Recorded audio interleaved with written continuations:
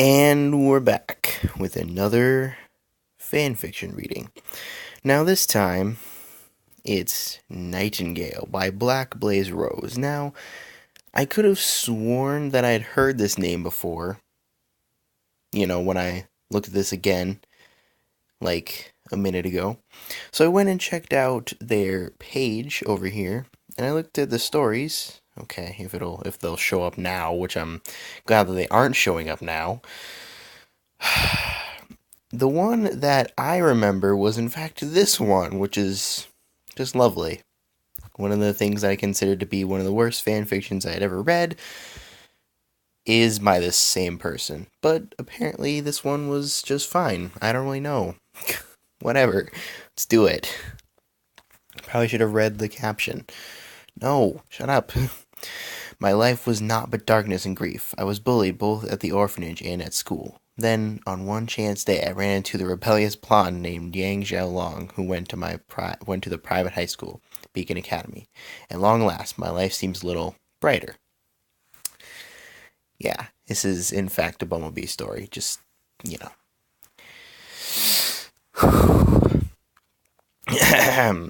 My life was naught but darkness and grief. At the orphanage, I am the pariah of the outcasts. I don't even know what that is. Ever since I started living there at the age of 5, I hide in the shadows, drowning out the universe with my music and living my life through my drawings. At school, I tried my hardest to hide from everyone, keeping off the crowd and eating lunch in an abandoned classroom, as I've always done. Hiding, however, means someone will invariably find you. I've always been bullied by both boys and female children.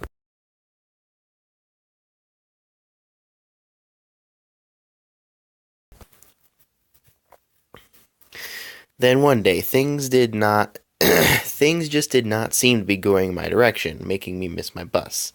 I had to catch the city bus. That's when I ran into the rebellious blonde from private high school, Beacon Academy. I literally ran into her. Hey, the blonde chuckles out, keeping me steady. Slow down there, Roadrunner. I'm so sorry, I stutter out. I wasn't paying attention, and calm down. The blonde laughs again. I take it you don't know us. I clear my throat with the blonde. My voice catches in my throat when my eyes lock onto her glowing lilac eyes. I cleared my throat again. How did you know? Because I haven't seen you on here before. The girl offers her hands out towards me, awaiting my hand. The name's Yang Xiaolong. I pause. This young lady, though entrancing, is a complete stranger. I ran to her on a city bus. By the way, she is primped. The blonde, Yang, I remind myself, goes to a private school.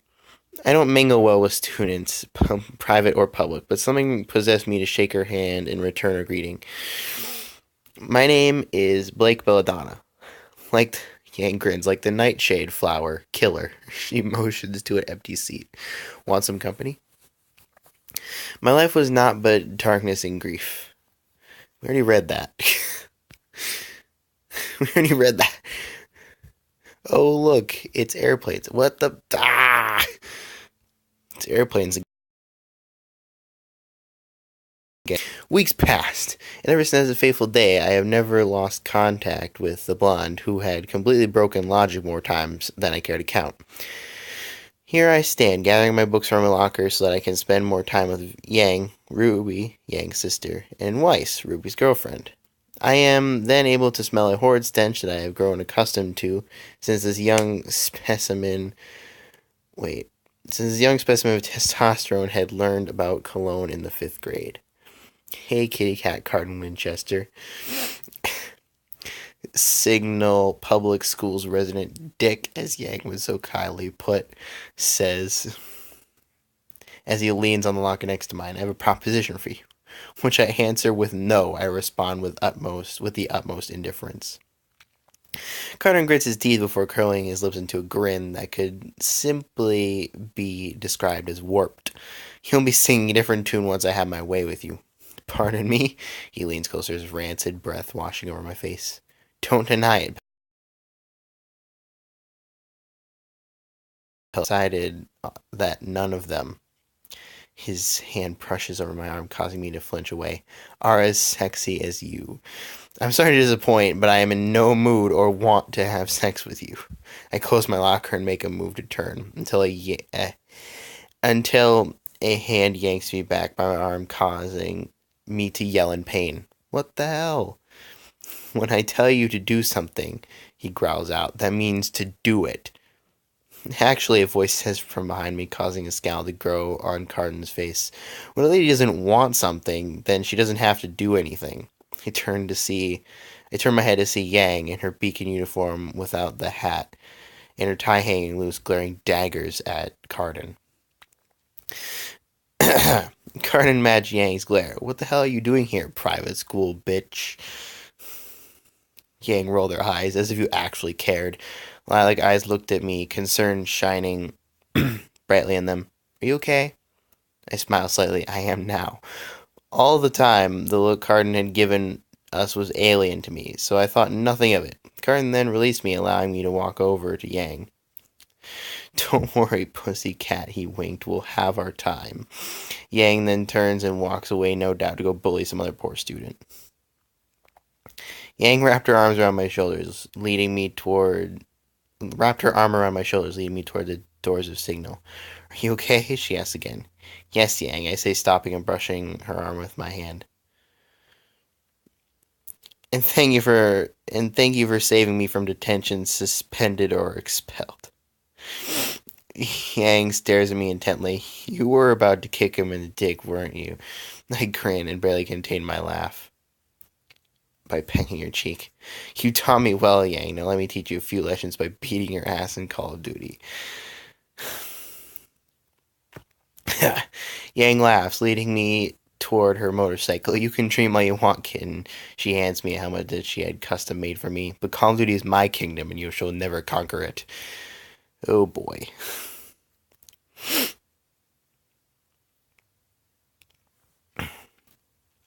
Yang laughed as I retold my first experience with making a salad. I ended up in jail, I chuckled sheepishly.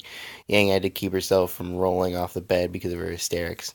I am certain the people at the orphanage dislike her rambunctious laughter, but I honestly could not care less. Wow, Yang finally breathes out when her laughter dissolves in giggles. So you win the prize for most epic fail? I chuckle. And my prize, Yang grins, you get to play that beautiful cello of yours for me. I feel my cheeks heat up, my eyes widening. But I've never played it for anyone. Yang's grin widens, and I am honored to be the first to say you sound as beautiful as you look. I was positive Yang only said that to make me a flustered, stuttering mess. At the time, I could not decipher the reason my heart beat quickened in her presence, and why the simple Yangness, I have come to call it, flushes me so. So I simply swat at Yang as she dissolved into another fit of laughter. You fiend. Okay. Yang cries out between her laughter as she feebly tries and fails to block my assault. Okay, chill, kitten. I puff my cheeks in annoyance, causing her to muffle a snore. You're too adorable for your own good, you know that, right? Shut up, I mutter. Oh, come on, kitty cat, please don't shut me out again. I glare at her. Don't you dare. And just because she is Yang, considering no other person in their right mind would defy my terrifying glare of death, she ignored me and continued to sing. Please don't slam the door. You don't have to keep your distance anymore. Because for the first time in forever, I finally understand. For the first time in forever, we can fix this hand in hand. Yang, I growl out. Don't you dare finish that. We can do so much more together. You don't have to live in fear, because for the first time in forever, Bella Booty will be. The song ended with a muffled yelp when I started to smother her in my pillow. Anyone who knows Yang would never condescend me for doing so, not even RWBY. After I finally allow her to breathe, I say I've decided to do the school talent show. Oh, what made you change your mind? I shrug. I've been working on a song that I could play with my feeble piano. Girl, I don't know what you're talking about, but you were fly, dog. I only stare at her as if she were an alien, which I would not be too surprised if that ended up to be true. In Blake language, I decided to be the mature person and stick my tongue out. You're amazing. I've never heard it again, kitten. I blush again. Thank you, but I was writing a song and I was thinking of performing it. Yang grins, her head falling lazily into my shoulder. I promise you that I will be the loudest one in the audience when you finish. I pegged the top of her head, knowing that was response enough. So here we lay on my bed, just enjoying the company of each other, not yet knowing of what was to come. Ugh. Oh, God. What are you gonna do, freak? Call the mommy? Come on, orphan girl. That place had to show you how to be a good little shit, right? There has to be something useful in this piece of crap. Just show Daniel bitch. Insults and taunts were thrown my way at every turn. They would normally not affect me because usually I always have a burning blonde shield at my side. Sometimes a little red dagger and white arrows. There really is no other way to describe Weiss. But today I was out on the battlefield without any of them, well, except the arrows. I couldn't have Ruby and Yang knowing about Yang's surprise birthday party. Poor Ruby can't keep a secret. Hey, a shrill voice, a shrill, the only word that could properly describe Weiss's voice, sadly, screeched. Say one more word about her and I promise that you'll regret it.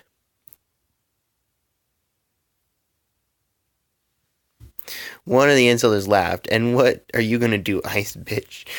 A snicker slips past my lips at Weiss' indignant shriek. Even strangers think you're nice. Blake! Sorry, princess. Blake! Hey, did you two funks forget that we were here? Another idiot. It wasn't that difficult.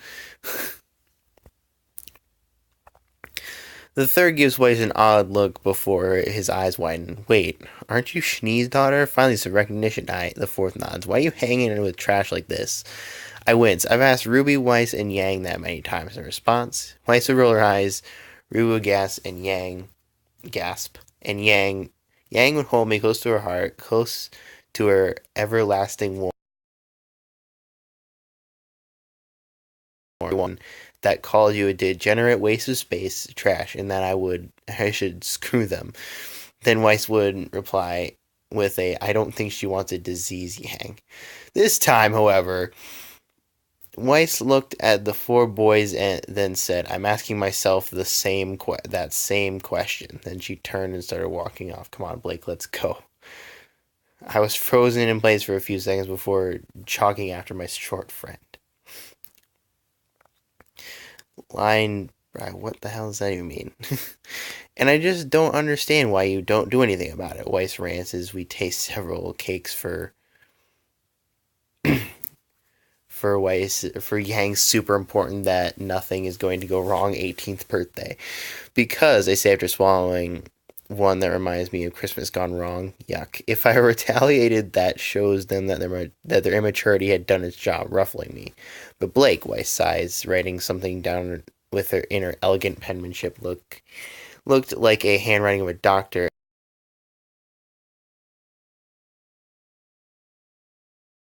Every blue locks into my ambers as freezing as fuck hands wrapped around my own. If you would let me, I'd convince Father to adopt you. Then you can go to Beacon with me, Ruby, Yang, Pyrrha, John, Ren, and Nora. Please, Blake. I know I'm not as close to you as I am to Ruby, but you are still a dear friend, and it hurts me to see you go through this every time. Every time?